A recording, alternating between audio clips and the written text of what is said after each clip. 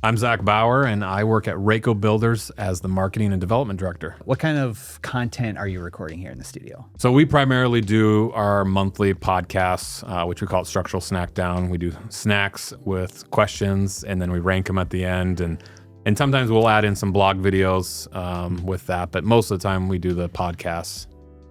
I've noticed that you don't always finish the snacks. Yes. Why is that? There's so many calories, right? I mean, and I feel like a lot of times when you get into doing a food podcast, you don't think about the chewing and the eating while talking. Yep, It sounds great, but then Yep. once you get into it, you're like, oh, I got to eat and talk. Yeah. And so I try to take small nibbles. I hear you. Yeah. We normally wipe down the mics too. Good, because they are just full FYI. of food a lot of times. So tell us about your experience. Yeah.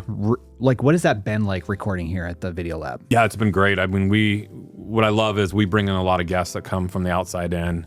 And so we get used to knowing where to go and what it looks like here.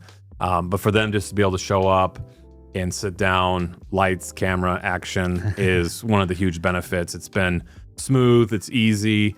It allows myself to not have to think about all the prep work that goes into filming. And I can just focus on the episode or the content that we're trying to create. How much content do you normally record when you come in? I need to be better about this with okay. my time. All right. But typically most of our podcasts last that 40-minute range. And then I try to get in a couple of secondary videos in each of those. Most of the time it's just how well prepared I am and how much talking I can do. But typically I say on average, maybe a couple videos each time. Yeah, sweet. So we could definitely maximize it more. I would say that you could easily maximize that time more. Yeah, and I've liked what you've been doing. I mean, doing your podcast and then doing almost like YouTube videos based off your blog posts. Yep. Yeah, that's great. What we're doing. Great structure. So how has recording here kind of helped position your company as like a leader expert in your space, in your industry? Yeah, so we obviously in construction, we work with industrial and commercial construction. And so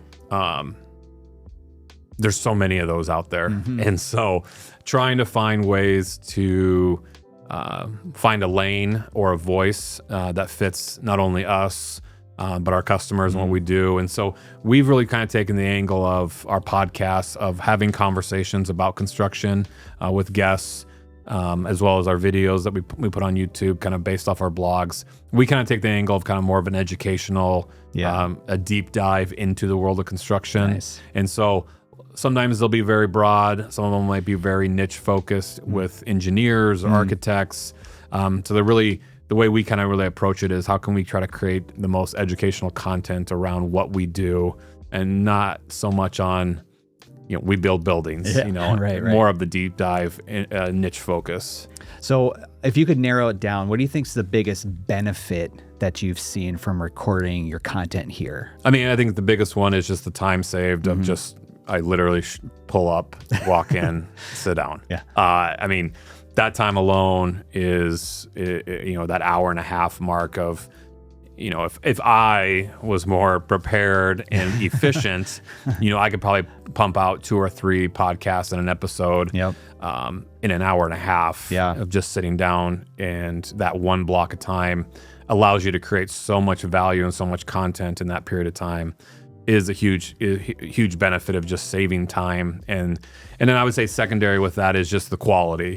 The quality is tremendous, and it just produces something that I don't think I would ever come close to on my own. Right on. Who would you recommend the Video Lab to and why? I would really recommend it to anyone that is looking to create any type of content. It doesn't have to be a podcast.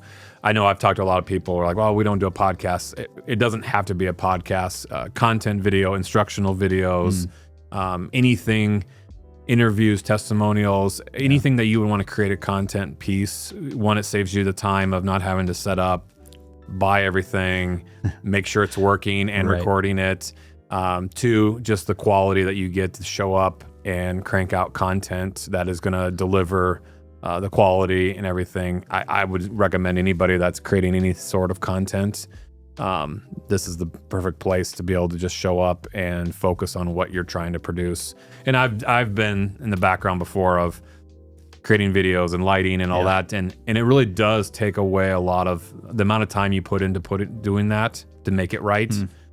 I would just find myself, I would have no energy or excitement about the actual content that I was setting up for to do that. And so being able to focus on the content you want to create and not have to think about all the wires and cords and lights and recording allows you to really maximize and create better content. Zach, this is awesome. Thanks so much for sitting down here with me and chatting about the Video Lab.